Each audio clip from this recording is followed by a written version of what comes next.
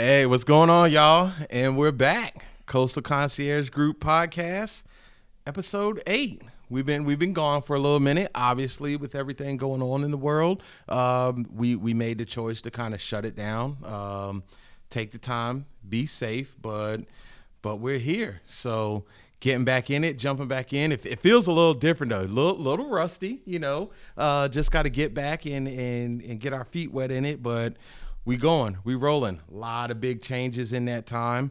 Our format changed up a little bit, so actually it's comforting though, because one of the people we rocking with today, my man Julian Rivera, is joining us. I'm gonna tell y'all, this man is the hardest working man in show business. I'm telling you that. Julian Rivera, DJ Do Yo Thang. Man, I'm gonna just run down a little bit of some of the stuff you got going on, man. So let me see. You were DJ Do Your Thing for a minute. Now, owner of Exclusive Entertainment, Protones. Did I say it right? You said it right. Yeah, both of them are combined. Correct. Keep going. DJ Do Your Thing, Protones. My man has moved into the restaurant business. Brothers Pizzas, one of Virginia Beach's staples. Now we got 2 locations there. Smoothie Stop, one of my favorite spots. 2 locations and growing. Got some rental properties popping off. Got that going on. One of the big ones for me, though, is the Code Ninja. New franchisee on that, so we're definitely going to get into that. Originally, we was actually supposed to get together and do this back in March. Obviously, had the COVID and things, so even in that time, my man is now a real estate agent. Encompass Real Estate agent, marketing director. He's not with us, but we'll talk about that later. I'm just joking. But man, you doing it all, man. You got a lot of stuff going on, man. So, and for those of y'all who don't know, me and Julian, we've known each other. Let's not date ourselves, dude. I was gonna say it's been a minute though. It's gonna be. I'm gonna go ahead and do it. I'm gonna put it out there. It's probably at least 20 years though. So I remember when all this was popping off. I remember when you started doing the house parties, and you've grind. So I've known you from the FC days. Just kind of refresh my memory. Where you from originally? So, well, first and foremost, you definitely knocked everything out of the park right there. I was being quiet for a minute to see if you remember what I texted you last night, so good job on that.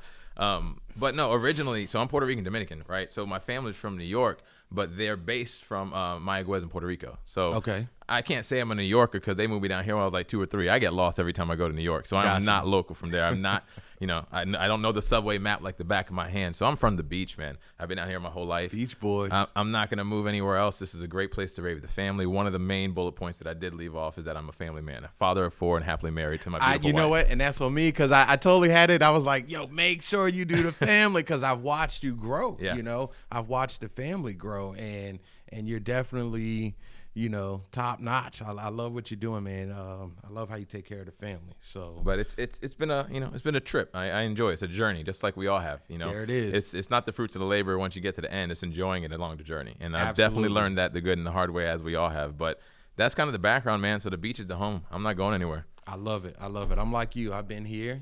I had visions of grandeur as I was young. Right. I'm gonna go to New York. Again, became a family man just like yourself. And that was what it was for me. I said, you know what? I'm a family man. This is a great place to raise a family. This is where I was born and raised.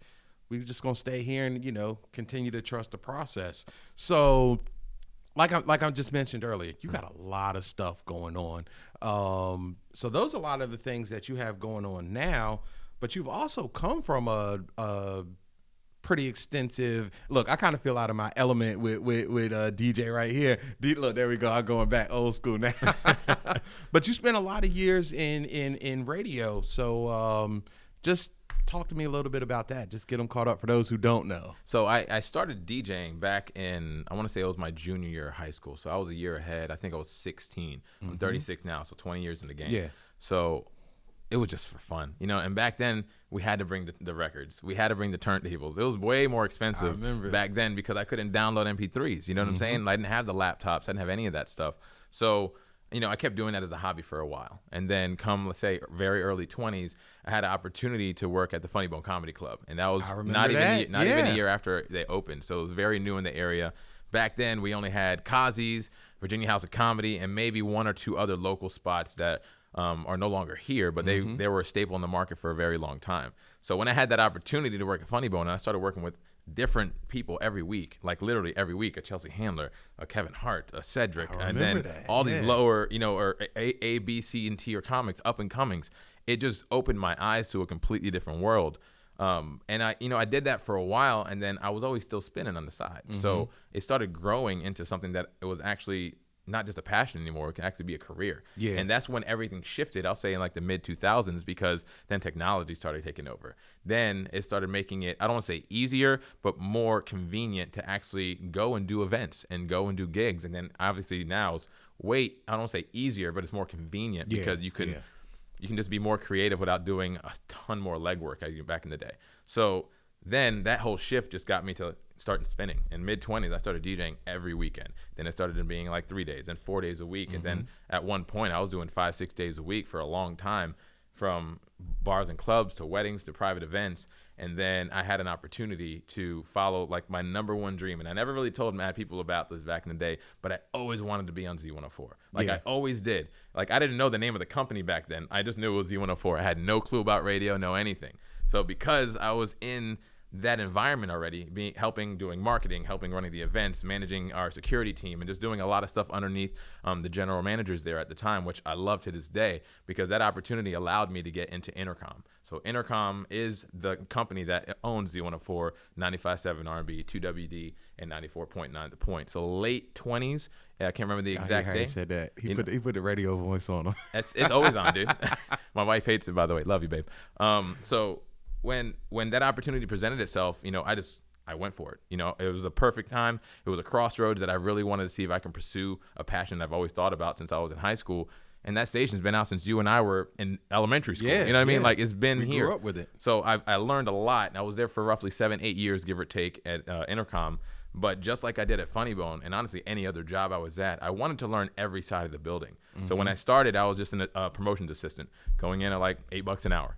I needed to get my feet wet to understand this. Fast forward like 60 days, I was offered an opportunity to be on Z104 and 94.9 The Point by the two different program directors. So because of that, that's what catapulted it. Now, I never got a full-time show the entire time because I wanted to do a bunch of things in the building, and they figured that I could be a promotions director and do part-time shifts. So it's kind of the best of both worlds, because I can lead a team for the events that we do, because I always love events. And I can also feed my passion for being an on-air radio DJ here and there when I can throughout a few years. So fast forward a few years of doing that, loving what I did, executing a ton of events, and I had an opportunity by a sales manager at the time, Tim Mayer, who I love to this day. We just met last week, actually. He gave me an opportunity. He saw something in me to go to the business side. So in radio, there's 3 sides. You have programming, which is the on-air portion. You have the marketing and events, which is what we have to do outside of the radio station. Then you have the sales side, aka the business side. Without that side, there's no programming, there's no marketing events. He came to me, and I was like, why would I want to do that? I'm having fun doing what I'm doing here, and I'm making okay money. I wasn't balling out of control, not even close. And then he was just very persistent. He put his sales on, but it's because he saw something in me. I guess, I just said, you know what, I'm going to do it. Because at the time, late 20s, I didn't have any properties in my name. I wanted to buy a house. A lot of things were coming up, and I knew that I couldn't do it with the current position, or at least at the level that I wanted to at the current position that I was at. So I took the position. And, dude, it was the best choice of my life. Like, real talk, it was, because I felt like I was getting paid to go to college. Because their training at Intercom is phenomenal. I mean, it's almost overwhelming. It's that good. And, required or semi-required or whatever the case may be, I took it for what it was. And, dude, life just shifted completely. So would you say that career path is what led you to where you are today, as far as the multiple different business, different income streams, revenue streams, if you will, that you got going on? I wouldn't give it 100% credit, but I'll give it a lot, because it shifted my thought process. Because I was thinking one way, which was it was doing well, but it kind of brought out what I didn't know I had in me, because you kind of had to. At the end of the day, it's you eat what you kill, right? So it's sales. But it's also, the cool thing about it, you got to work with any company in the area that you wanted to. I can go and pitch you. I can pitch them.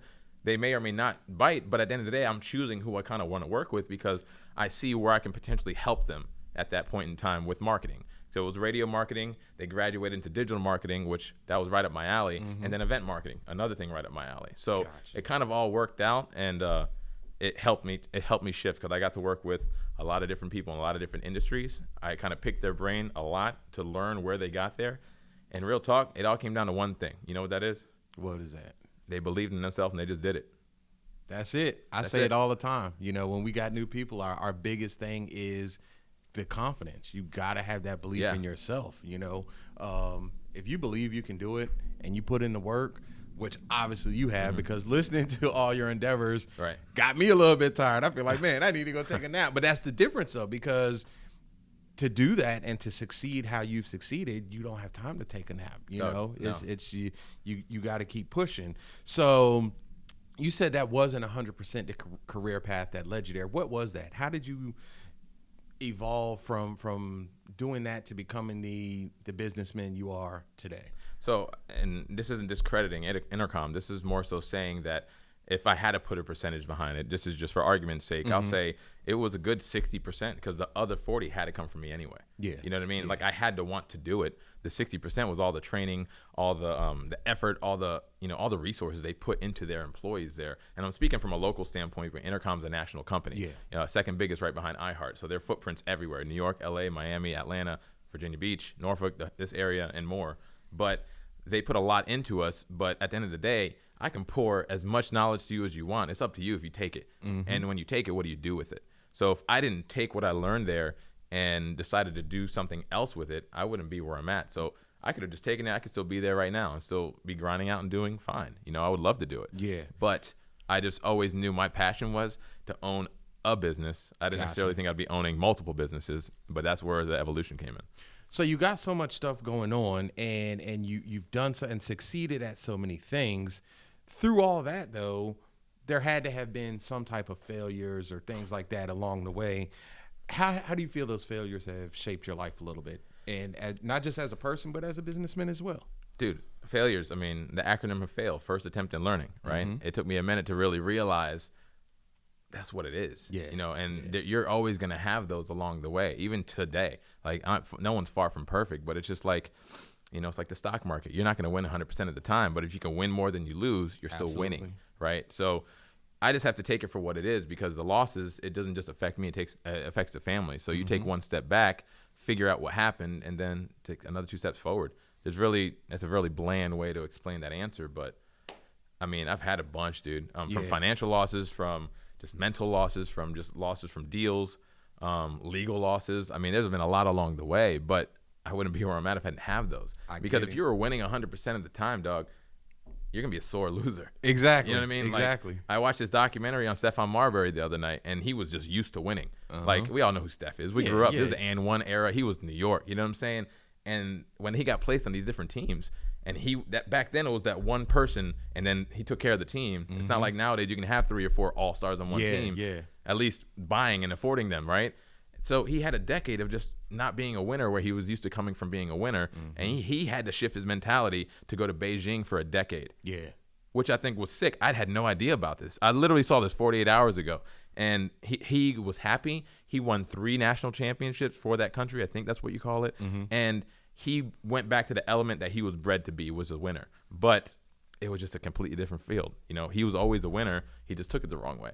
So you can't take it that way. You have to learn how to make it mold you into something that's going to be a better version of you. Absolutely. And I think for a lot of people, you know, that's the biggest misconception they have, is like, oh, they got lucky, you know, or they were in the right place at the right time. But they don't see this. You know, they don't realize I've watched your journey, you know, from the time. I remember when you started spinning, you know, as a junior in high school. I think I'd already graduated at that point.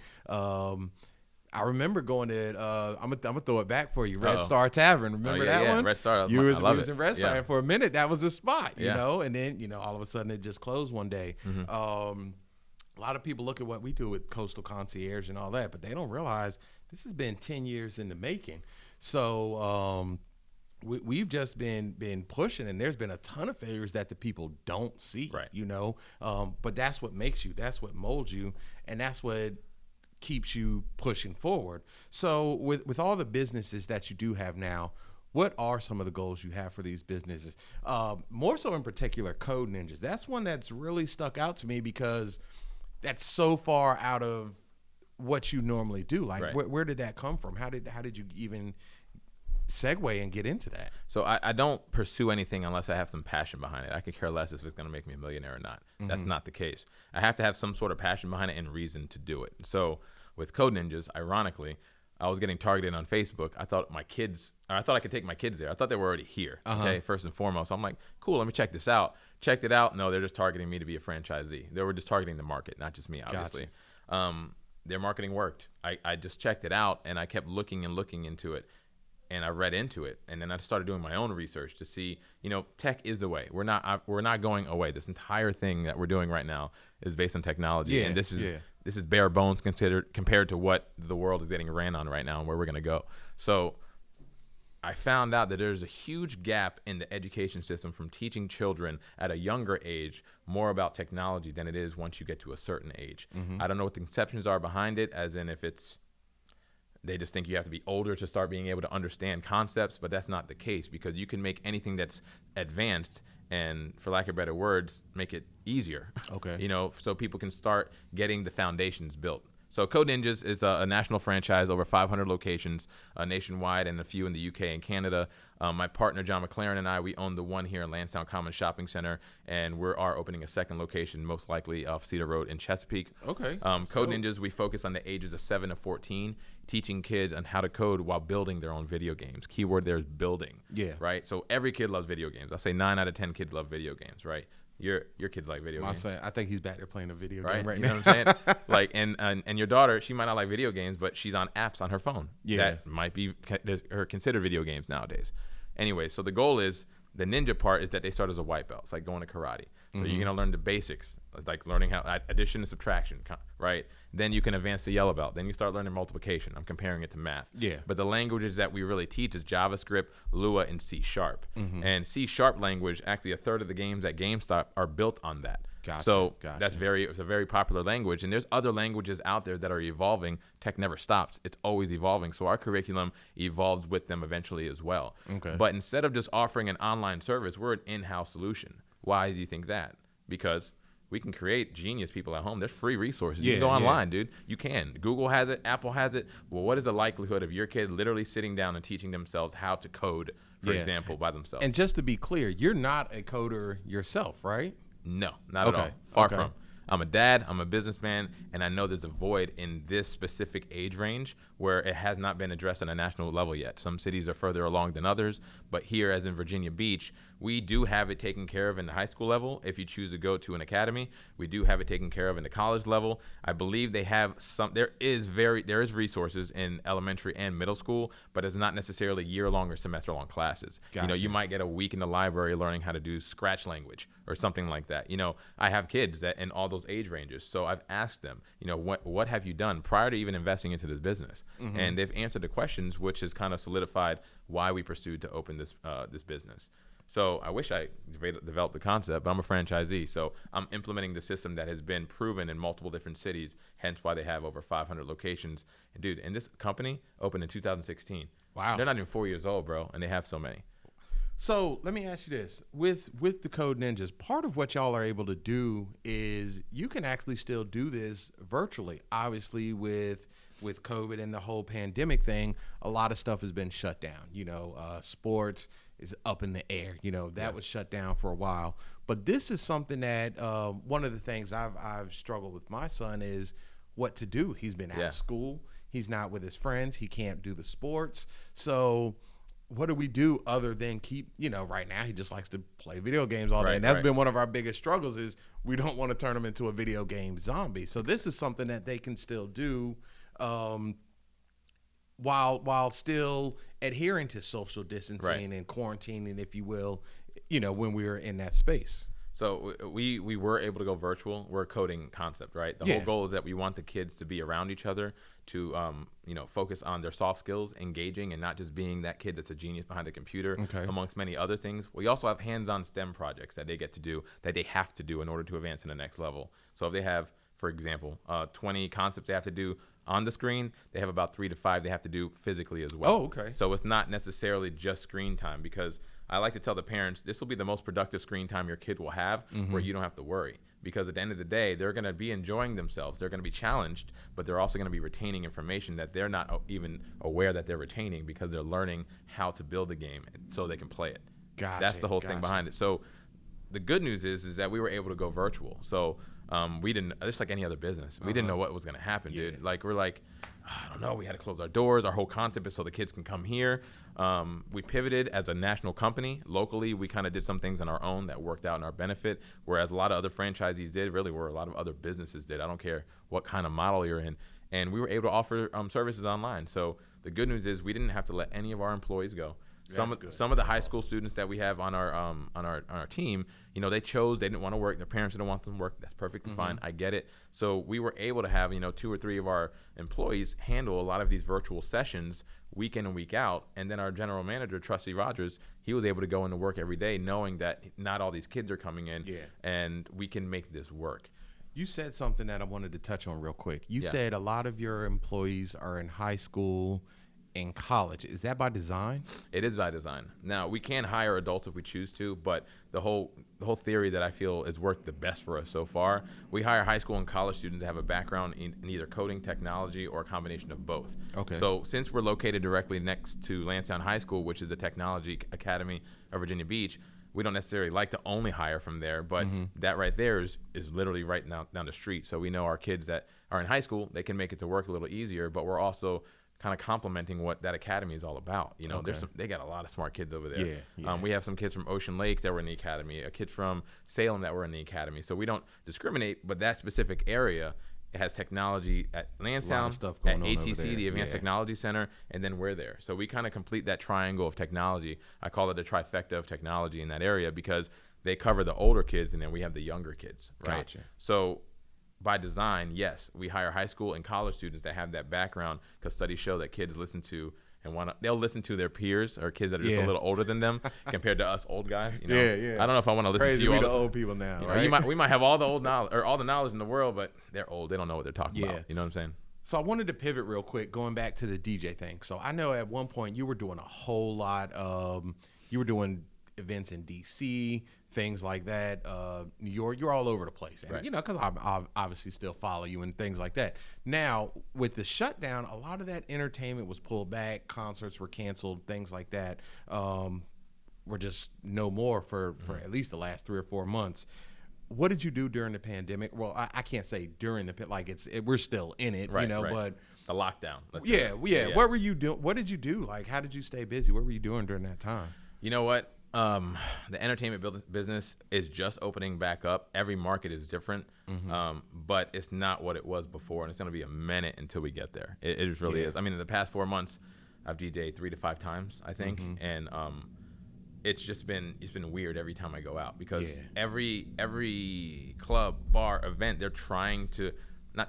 are adhering to whatever the guidelines are per the city. So all these events have been in Virginia Beach. I'm not even traveling anywhere else to do it right now, which obviously, because there's nothing out there. No one even the A+ celebrities aren't traveling, doing anything. Everything they have to do is virtual. So they're adhering to the social distancing guidelines, but I had to pivot, and my pivot wasn't that hard, because at the end of the day, I started diversifying what I was doing years ago. Okay. So because of that, and that wasn't my sole source of, let's just be real, income, I was okay. I was able to enjoy the time. I was able to work on certain passion projects that I wanted to. I was able just to continue the businesses going, because we had to manage them and make sure that they were still thriving. I mean, with Brothers Pizza, with Smoothie Stop, shout out to Chris Taylor, because he made it work. Definitely a friend of the program.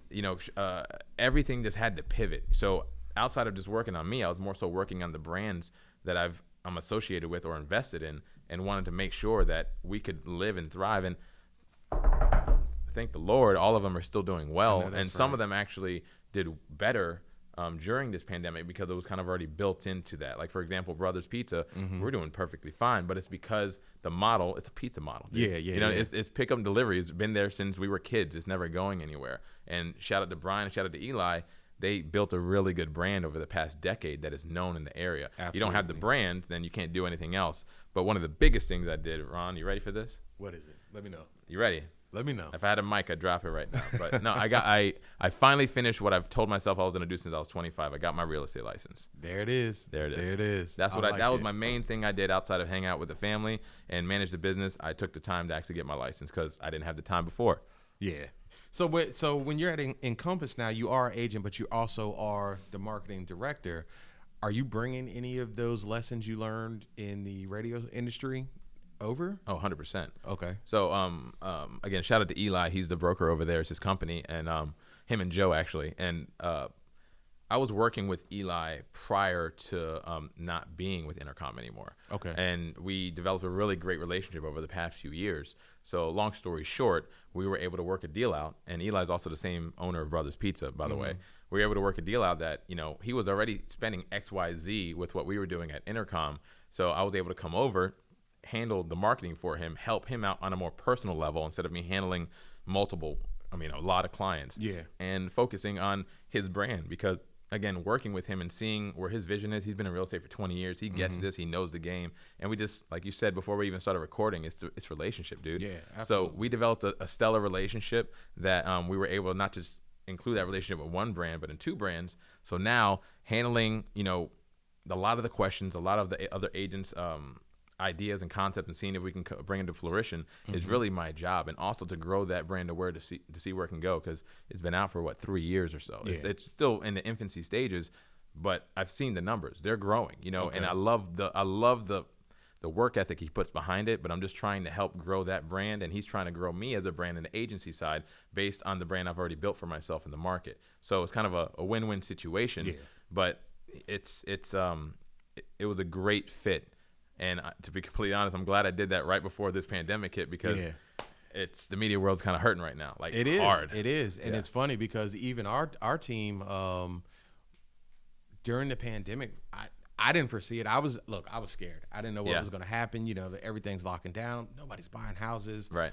We've just been extremely blessed, and we've had 3 months in a row of our best months ever. Yeah. So it's just one of those things that sometimes you're just in the right place at the right time. Of course. And it all works out. Now, when we first started in the very beginning, when we were talking, you said something about the journey of it. Yeah. What are some of the lessons you've learned along this journey so far? Just your whole journey from spending in high school to where you're at now. Don't get too high in the highs. Don't get too low in the lows. Cliche, but it's the truth. I like it. I mean, the older we get, the more that KISS acronym comes into play. Absolutely. That keep it simple, stupid. Yep. And, you try to get very complex. You try to get as creative as possible, regardless what you're doing, regardless the industry, regardless where you are in life. Usually when you're younger, though. And, life lessons smack you in the face, but then it's up to you to pick yourself up. So, I mean, there's a ton, and I'd have to literally sit down and think about a bunch of them. But the main ones is like, you're going to win, you're going to lose, but you just got to be, just keep going. Just don't give up. Yeah. There's too many talented people that you and I both know that have more talent than you and I combined. Absolutely. But they didn't have the drive to keep going. That's it. And something happened in their life. I don't know what it is, and I don't know I'm not singling anybody out. I'm just making an example. Something just kept them there. Yeah. They didn't get picked back up and keep going. And I put this out there. I am far from the best DJ in the world. I say the same thing all the time. I am not the best real estate agent. I'm going to tell you like that. Far from the worst. I'm somewhere in that middle, right? Yeah. But the one thing that I always try to say is that I want to outwork the next dude. That's it, dog. You will not outwork me. No. Bottom line. She's looking at me right now because she knows I say it all the time. I tell them all the time, man, if y'all want to beat me, if y'all want to do better than me, outwork me. Because if you can't outwork, I don't care. You can have all the knowledge. Yeah. You can know everything inside and out. But unless you're willing to outgrind me and out-hustle me, you're never going to win. You're never going to beat me. It's just not going to happen. And the cool thing about what you just said there, too, and you must have experienced this, is that, like, you're not going to win all the time, right? So when I say that outworking concept, and when, if you work harder, you'll get more, yes, you ought to work smarter, too, in order to do that. And that's my route now. But they might say they're going to win some too, but you're going to win some too. So at the end of the day, I don't care if I had 70 wins and you had 60 wins. We all won. Everybody eats, but man. You got to have that drive. At the end of the day, if you don't have the drive, you started young with kids. Yeah. I started young with kids. 20 years old. Dog, by the time I was 22, I had 2 kids. 20 years old, had my first one. So I got a 16-year-old and I got a 15-year-old right now. And I also have a 12-year-old daughter and my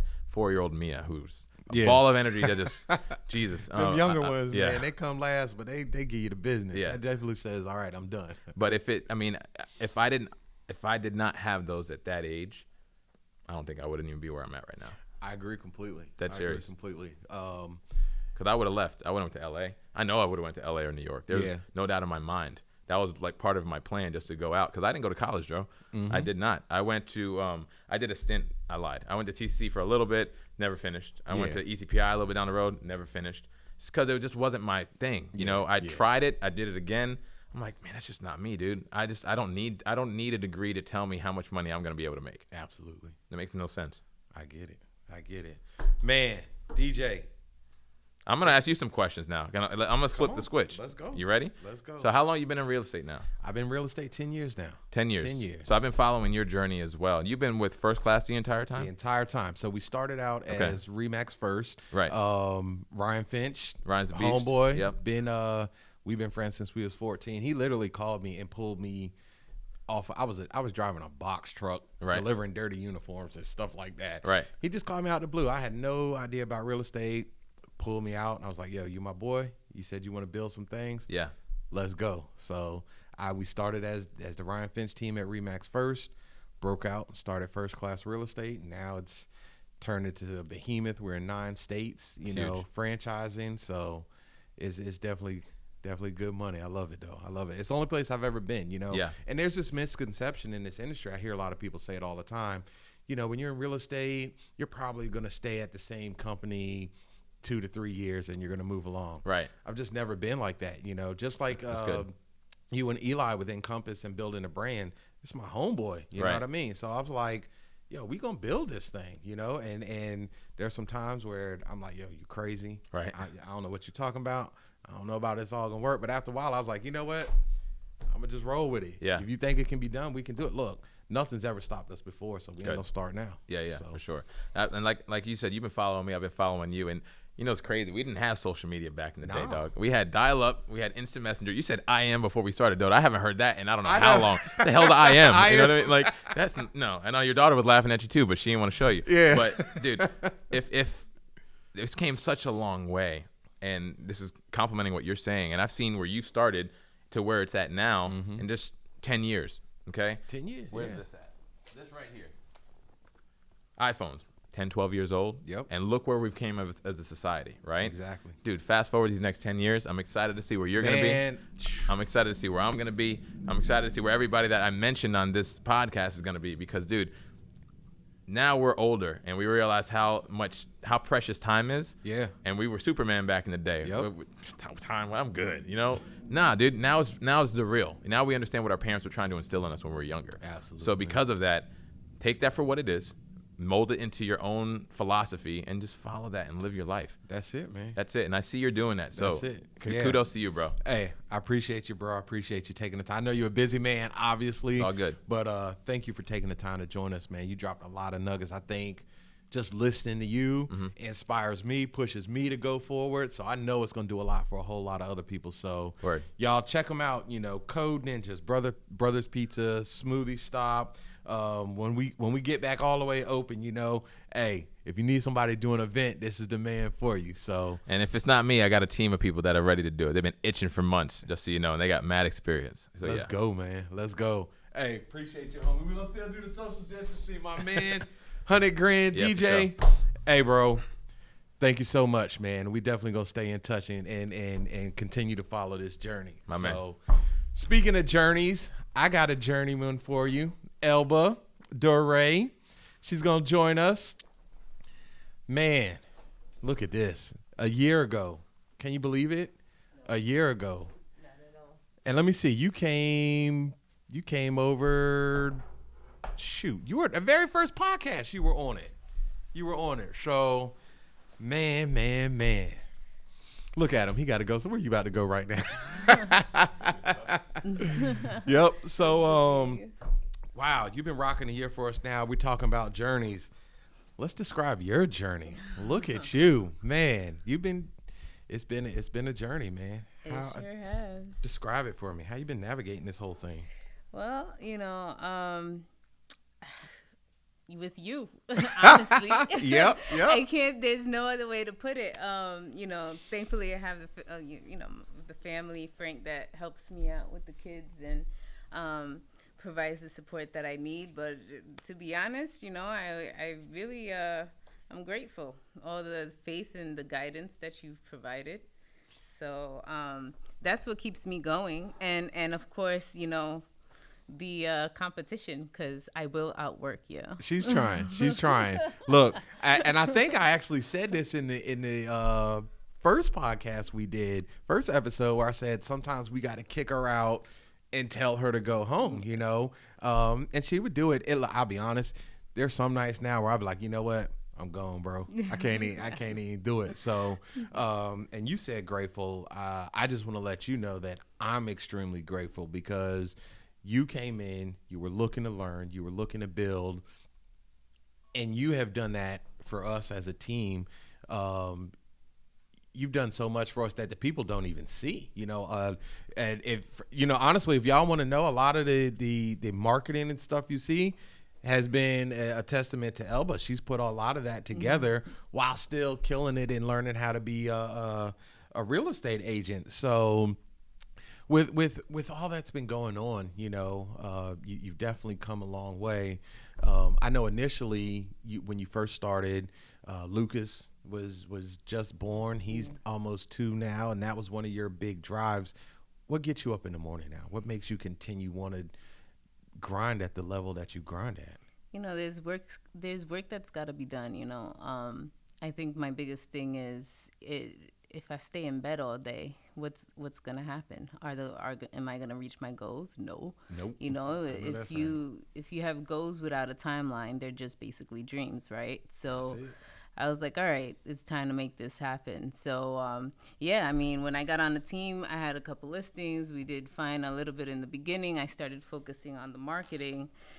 And then I realized, I'm not doing what I'm supposed to be doing. Mm-hmm. So I remember that conversation we had. Yeah. What I tell you, doing $10 an hour activities, man. Yeah. Come on, man. Yeah. So I was like, all right, so I got to learn how to balance this. And it's been working out to the point where I'm just like every morning, this morning was even rough for me. I was like, oh my God, I got to get out of bed. Can I just have 5 more minutes? Yeah. But I honestly, my phone starts ringing at 8:00. So as soon as I hear that first chirp, I'm like, stuff's got to get done and somebody's got to do it. So I'll be your gal for that, I love it. So let me ask you this. When we were talking to DJ, I was talking about the pandemic and everything. As a unit, as our team, we've had a lot of success through this. How do you feel that this has affected your business and how you operate within the business? Well, even like you said, a lot of the stuff that we've been doing, it just ended up transitioning easily, and I think that's when I sort of got the wake-up call with the whole COVID. I had clients dropping out saying no, they were, afraid of moving forward, not sure where real estate was going.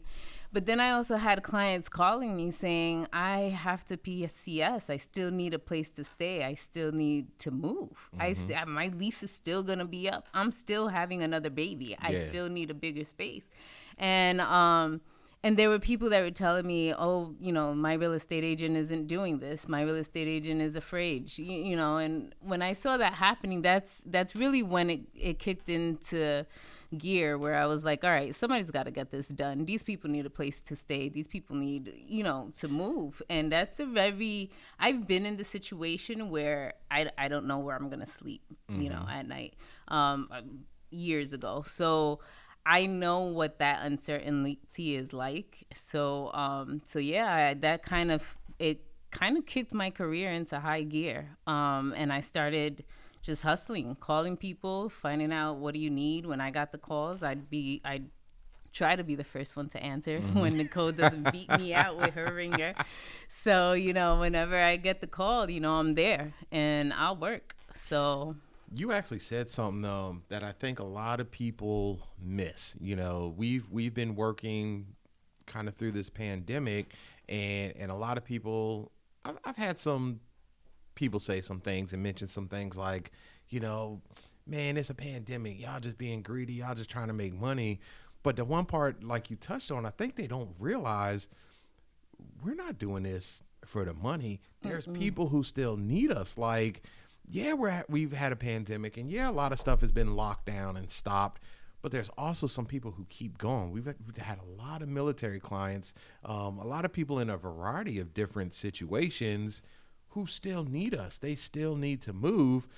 And like you said, if nobody's doing if it. nobody's going to do it, why not us? Like somebody, they still need us, you know? And that's really been our motivating factor. And I think, but it goes on to something I've said to you guys a lot, you know, the easiest way to help yourself is to help more people. And I think we were able to fill a void, be there and help more people.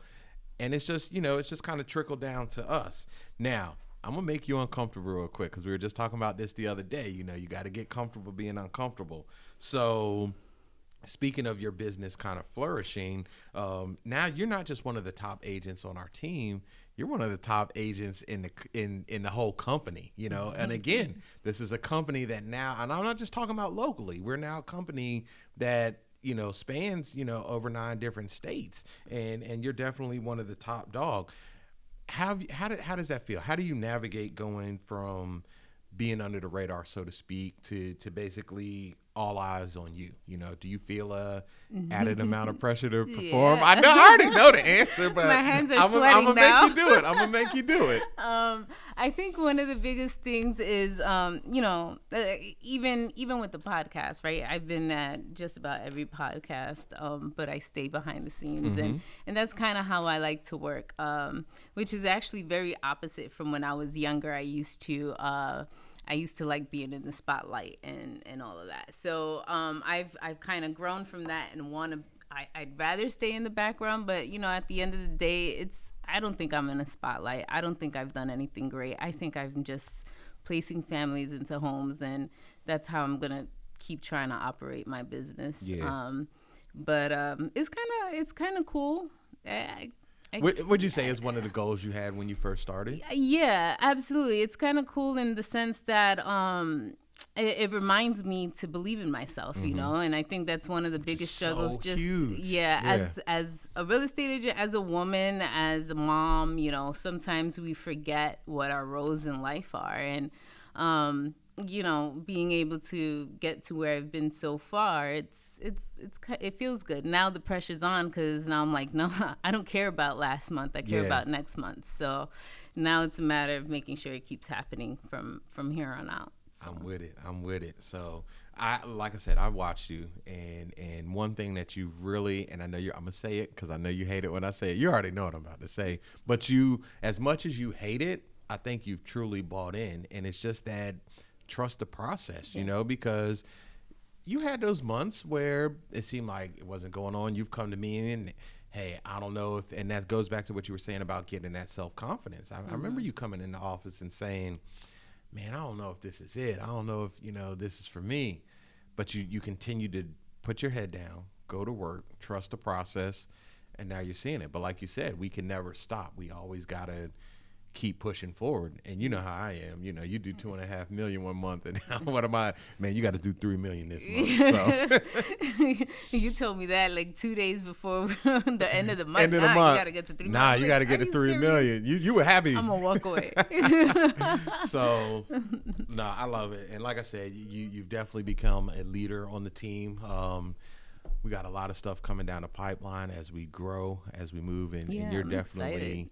you know, helping us, and you're vital to our success as a unit. So yeah, I mean, I think the biggest thing, you know, you mentioned something about buying in, right? And I think that's just the biggest thing. I feel like us as a team, we've sort of bought into the fact that we just need to help more people.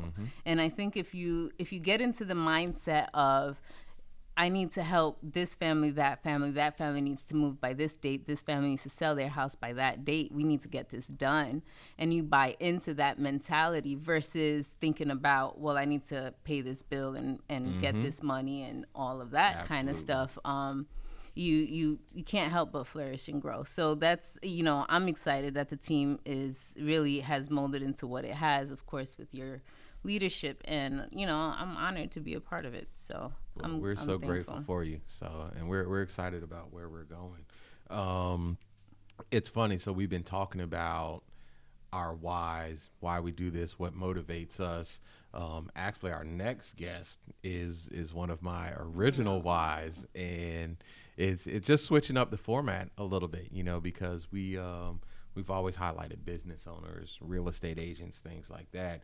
But I've had a lot of clients recently purchasing homes who are between the ages of 20 and 25, like me and Julian were just talking about. We've known each other for 20 years. I remember we were at that age where we were 20. And not even thinking about buying a house. I wish I did. I could have. These kids nowadays are on it, Yeah. And one of the things that I'm proud of is that, when I talk about that demographic, one of my biggest whys, I was 20 years old, my daughter. I was 20 years old when I first had her.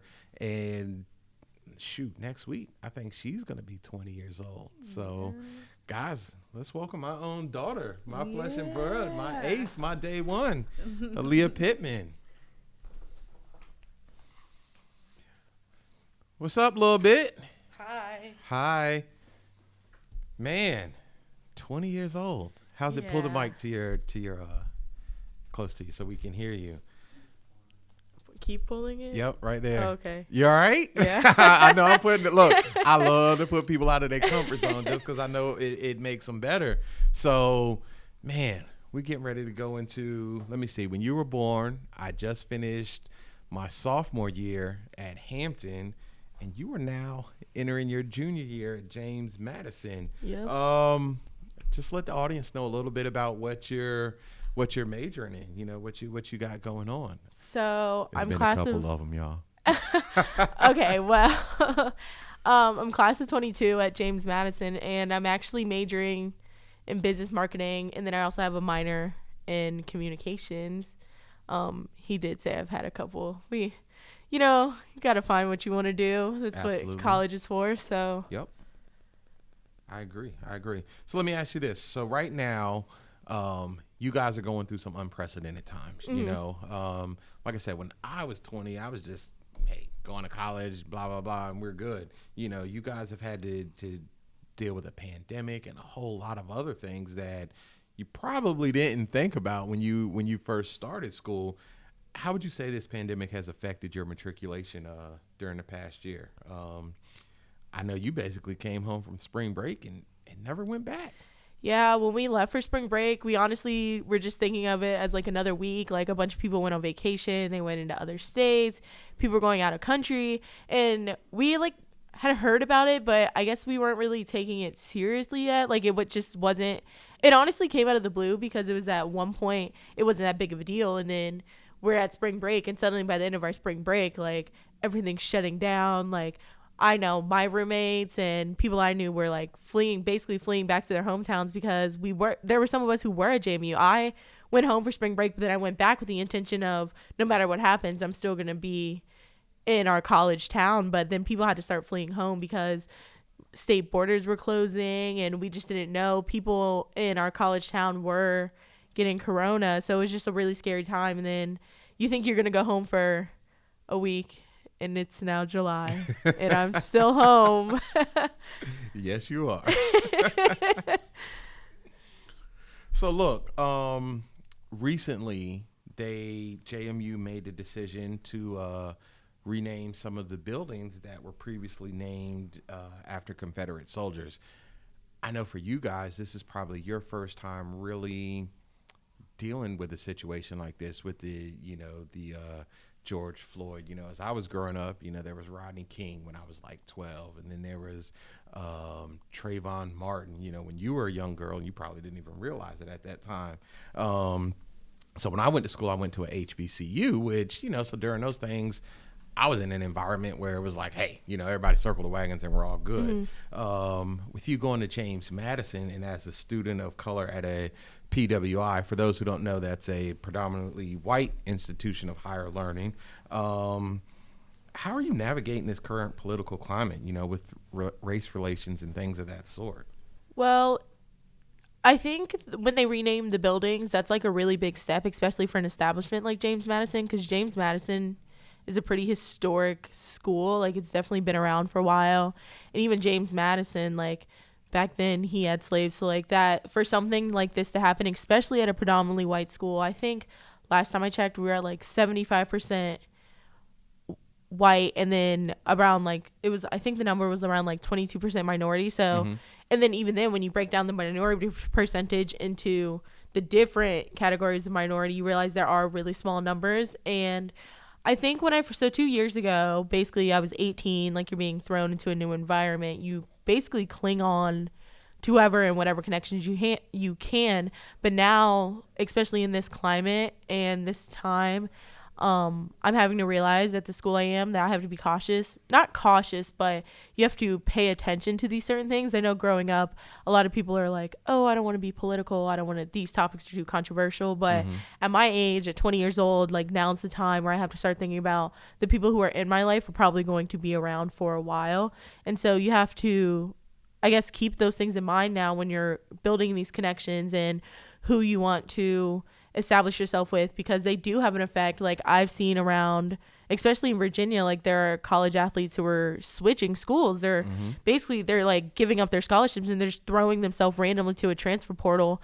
And I don't think a couple months ago that would have even like been across their mind. But things like this really stick with you when you go to a PWI, because it almost opens your eyes to how, I guess the word is like uneducated, because some people generally do go at my age are in these mindsets and they don't really realize necessarily what they're doing is bad, or even just little things that they don't realize they do have meanings. So I think right now, like, my biggest thing is I'm having to almost like not interview and like weed out, but I'm having to ask people about these things, because if they do think a certain way, I think the hard part is when people are thinking a certain way, you automatically, or for me personally, I automatically want to like judge them and get mad at them. But I'm starting to realize that we have to not approach this where we have to get angry and we have to all fight against each other. But if you feel this way about these things, then it's your job to educate these people, because some people genuinely don't know. But at the same time, I do think accountability is important as well, because we are at the age where you have to have some awareness of what's going on, especially in 2020, just because these things are talked about. Even when they're not trending, they're still issues. So I think right now the most important thing is probably to identify, educate, and then that's where the education and bringing these things to light and spreading the knowledge about these things is what creates the growth. But if we continue to either fight against each other or ignore them, then the problems just get worse, and we're supposed to be moving forward. Gotcha.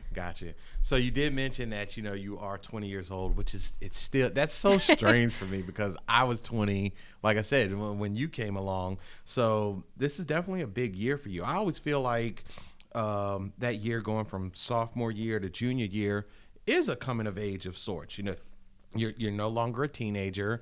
You've actually moved out on your own, or will be. So let me see, we only got a couple weeks left and you'll be gone, which is weird for me, because for the first time in 20 years you won't, quote unquote, be living with me, and you really have to start thinking about life after school, so to speak. How do you feel about this upcoming year?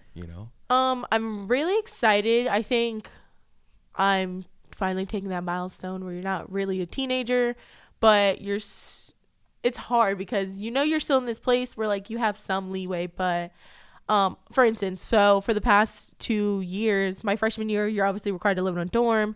Then sophomore year, I lived in a sorority house, which is still on campus. So as far as like living situations, I still had a lot of structure. But this is my first year. I actually am moving into like, I guess, like a college townhouse with 3 other people, and I'm like responsible for things like rent, utilities, groceries. And when you were living on campus and you had a meal plan and like your dorm came with toilet paper, you didn't realize you had to buy things. Like, you're like, oh my God, what? I have to buy toilet paper and a shower curtain. Like, oh my God, I was like, you have to buy 2 shower curtains, like the inside one and the outside one. So it's like these little things that you take for granted have basically always been provided to you. You like, it's now going from like, you have to go from this like general idea of you're just kind of like living through life, but now you have to like look at the small details, and you have to plan, and you have to budget, and you have to take things a little bit more serious. But I also think, and I think this is what I'm going to probably struggle with a little bit, which is fine, because I am looking at my 20s as like, this is a time for growth and like learning.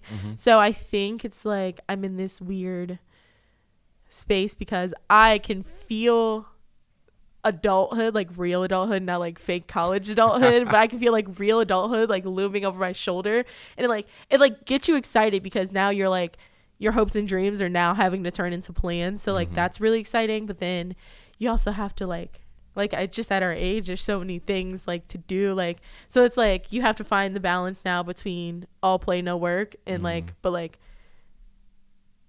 gotta hunker down a little yeah bit. Like it's like this weird thing because it's all work, no play, but then you also have to like enjoy life. So like I think these next couple years, my last year in college, that's how I'm basically going to use them to like navigate and like find my balance, because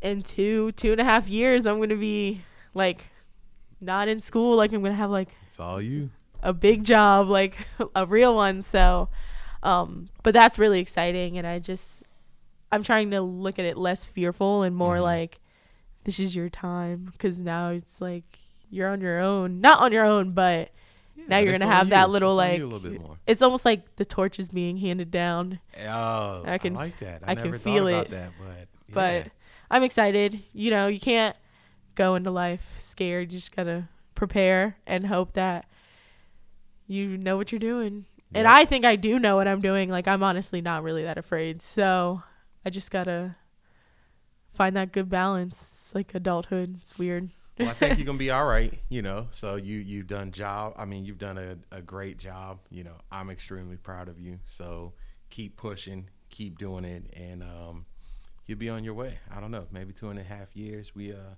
might bring you back for an interview. We'll see. We'll talk about that one. Okay. Well, look. So for all you guys out there, man, just being back, like it's so good. And for those of you who are maybe new and this is your first time catching us, you know, you can always check us out on Facebook, Instagram, YouTube at the Coastal Concierge Group, or check out our website, you know, coastalconciergegroup.com. If anybody is interested in maybe being a guest on the show, or, you know, you have someone that you'd like us to interview, leave a comment below, you know. Other than that, we'll catch y'all next month. Peace.